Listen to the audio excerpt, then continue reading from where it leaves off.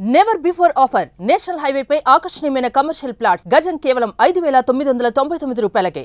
అందరికీ నమస్కారం. నేను Swaroopa Putlapalli. Welcome to Suman TV. రాష్ట్ర వ్యాప్తంగా సంచలనం రేపిన Kukatpally Sahasra murder case mystery వీడింది. సహస్ర పక్క బిల్డింగ్ లో ఉంటున్న 10th క్లాస్ అబ్బాయే ఈ హత్యకు పాల్పడినట్లుగా పోలీసులు తేల్చారు. పక్క బిల్డింగ్ లో ఉంటున్న ఆ అబ్బాయి దొంగతనం కోసమని సహస్ర ఇంటికి వచ్చారు. అతను అనుకున్న ప్రకారం ఆ ఇంట్లో ఆ టైంలో ఎవరు ఉండకూడదు, కానీ సడన్ గా సహస్ర కనిపించడంతో తనని గుర్తుపడుతుందనే ఉద్దేశంతో పాపని హత్య చేసినట్టుగా తెలుస్తోంది. ప్రస్తుతం నాతో పాటు ఉన్నారు సహస్ర మేనమామ మల్లేష్ గారు. ఆయనతో మాట్లాడి పాపతో అనుబంధం అలాగే ఈ కేసు అప్డేట్స్ గురించి తెలుసుకుందాం. నమస్తే మల్లేష్ గారు. నమస్కారం మేడం. పక్కింట్లో ఉండే అబ్బాయే హంతకుడు అని తెలుస్తోంది. అయితే మీ అక్కయ్య బావగారులను కూడా పోలీసులు విచారణ జరిపారు కదా, వాళ్ళని పోలీసులు ఏ ప్రశ్నలు అడిగారు?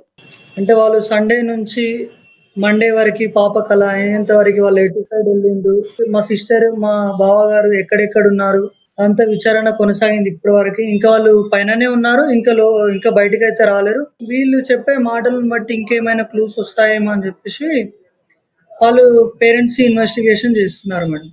మల్లేష్ గారు, చివరిగా మీరు సహస్రాన్ని ఎప్పుడు చూశారు? చివరిగా అంటే మొన్న రాఖీ పండుగ రోజు మా అక్కతోని రాఖీ కట్టించుకోవడానికి అని చెప్పేసి రాఖీ కట్టించుకొని పాపనే మాకు ఫోటోలు తీసింది. రాఖీ కట్టించుకొని మళ్ళీ 11 o'clock నేను నైట్ డ్యూటీ ఉందని చెప్పేసి నేను నైట్ మళ్ళీ 11 o'clock మళ్ళీ వెళ్ళిపోయాను. పాపని అదే చివరిసారి. మళ్ళీ అప్పటి నుంచి ఇప్పటి వరకు మధ్యలో ఫోన్ మాట్లాడడం కానీ వీడియో పాపది చూడడం కానీ చివరి మాటలు ఏంటో గుర్తున్నాయా? చివరి మాటలు అంటూ ఏం లేవు మేడం. నేను రాఖీ పండుగ రోజు వచ్చి మా పాపతోని సంతోషంగా ఉన్నది. అదే చివరి. నాకు 1 week తర్వాత మళ్ళీ ఆ పాప మాట్లాడతాను అనుకున్నా కానీ 1 week తర్వాత ఇట్లా అవుతుందని నాకు కూడా ఏం అర్థమవుతుంది మేడం. సరిగ్గా వారం రోజులు తిరిగేసరికి పాపే లేకుండా పోయింది. పాప హత్యకు గురైందనే విషయం మీకు ఎప్పుడు తెలిసింది? 1 o'clock అట్లా తెలిసింది మేడం.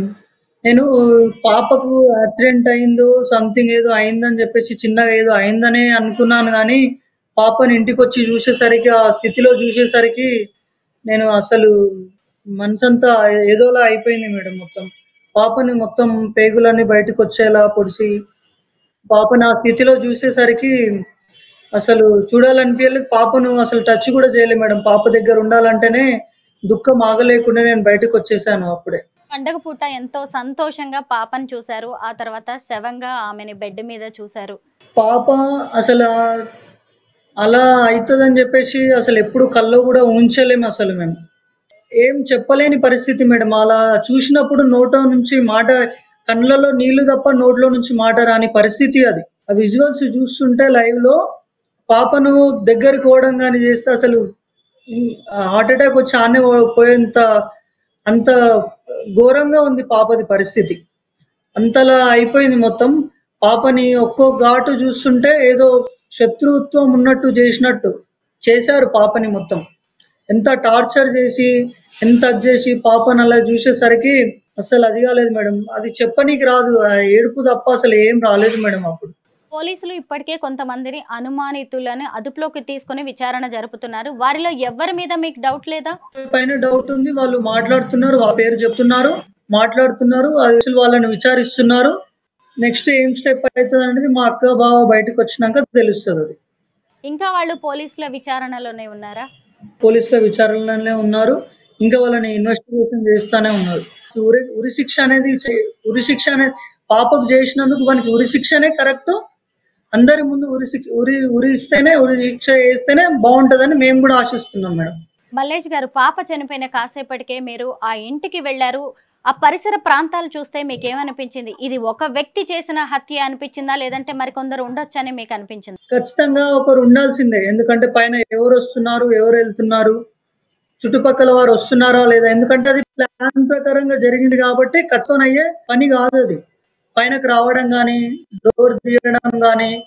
కొత్త వ్యక్తుల ఫింగర్ ప్రింట్స్ ఏమైనా దొరికాయని పోలీసులు చెప్పారా? కొత్త వ్యక్తులే ఫింగర్ ప్రింట్స్ అయితే ఏం లేవు అని చెప్తున్నారు.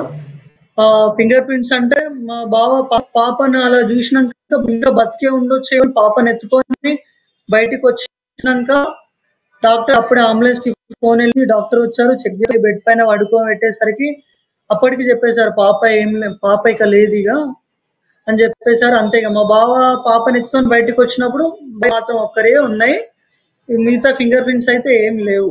పాపని గొంతు కోసి అలాగే కత్తిపోట్లతో చంపేసినట్టుగా తెలుస్తోంది కదా, అంటే కత్తి తీసుకొని వచ్చారా లేదంటే మీ ఇంట్లో ఏమైనా కత్తులు లాంటివి మిస్ అయినట్టుగా గమనించారా?